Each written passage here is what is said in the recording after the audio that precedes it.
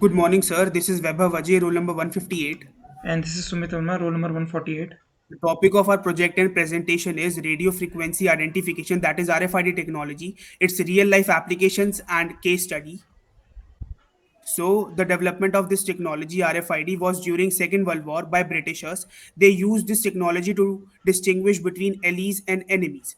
The first patent for RFID was in 1973, and Auto ID Card Center was found in 1999 at MIT, which used this RFID technology.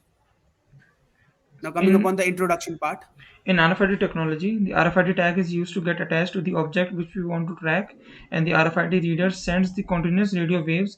And whenever the object is in the range of the reader, the tag transmits its feedback signal to the reader. So it is a very similar technology to the barcode technology, except for the requirement for the of the object and the scanner to be in the same line of sight.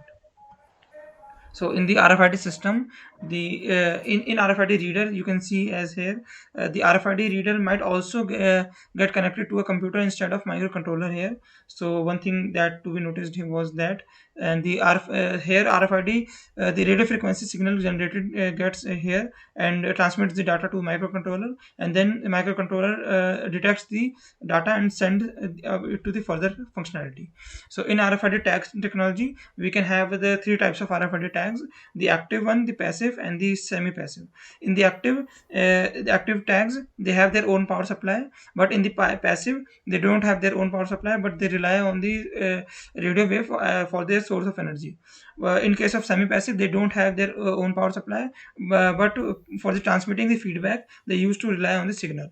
So in this, the transponder receives the radio waves which are coming from the reader, and then sends the feedback signal to back to the reader, and in that way the RFID tag works. Now, coming upon the different types of RFIDs or working ranges, I should say.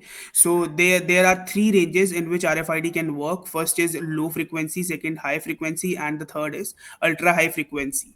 So the ranges varies from low to ultra high. For low, it is 125 kilohertz to 134 kilohertz. For high, it is 13.65 megahertz, and for ultra high frequency, the range is 860 megahertz to 960 megahertz. Yes, this much high it is. But the working principle for low and high remains same, and that is inductive coupling. Ranges varies. For low, it is 10 centimeter, and high is it is 1 meter. And for ultra high, the principle is entirely different, that is electromagnetic coupling. And by this principle only, it can achieve this much high range, and that is 10 to 15 meters. Now, coming upon the applications of RFID technology, RFID defines a wide range of applications in terms of manufacturing, processing, management, retail, security. But in our project, we have basically discussed two major applications of RFID technologies using microcontroller. In our case, the same microcontroller is being used in two technologies which we have discussed, that is RFID based attendance system, and second is RFID based security access control system. And the microcontroller in both the cases is 8051. Here it is the block diagram for RFID based attendance system.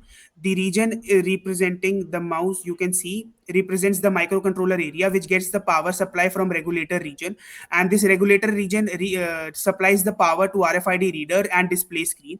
So the basic work of RFID reader is to read the specific radio frequency signal, which is then transferred to microcontroller, which converts the C program into readable text, and that readable text is being displayed by display screen. This is how it works. And now let me show you the circuit diagram. This is the circuit diagram for RFID based attendance system. So let us discuss the another application, that is security access control system.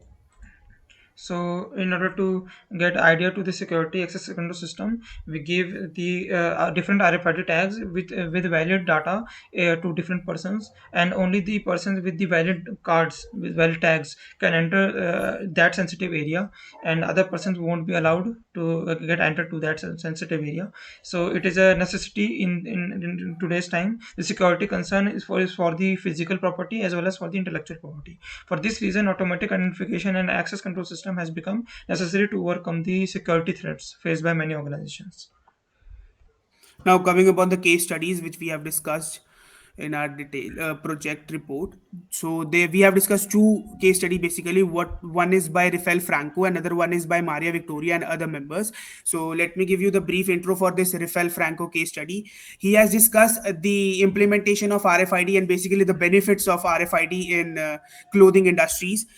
And it he has given some basic points, or I should say the golden points from the case study, which we found were logistic loops, smart portals in fitting room, self checkout, counting, monitoring, issuance of documents. So basically all these technology, all these terms give us the good idea and the benefits of using RFID in other industries as well. So the basic use and need of these features were to enlighten the RFID technology, saving time and giving it the wild usage of RFID technology. It is one of the best way which can be implemented in other industries, as Rafael Franco has mentioned in his case study, and it will bring and it will lead to golden opportunities to other industries as well. Now coming upon the other case study.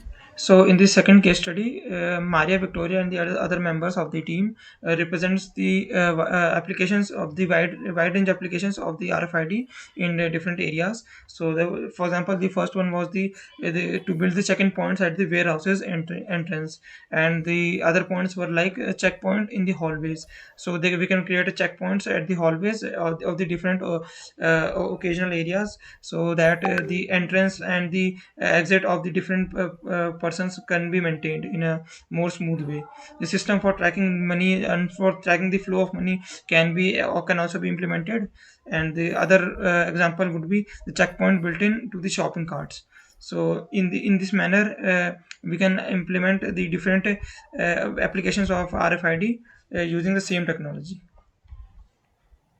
So now concluding our presentation, we have tried to cover RFID technology. We got this privilege to study RFID technology completely, like reviewing different case studies, and we have studied the block diagrams, the practical implementation of it. So what we have concluded is RFID is one of the best technology which can be implemented on larger scale in business streams, in the research fields, also researchers on it. But the only thing is it needs a good amount of capital. It will be taking a good amount of money and investment to launch it. It is like one of the good technologies as compared to barcodes, as barcodes are widely used technologies nowadays, but researchers are on it, like how it could be implemented or wider scale.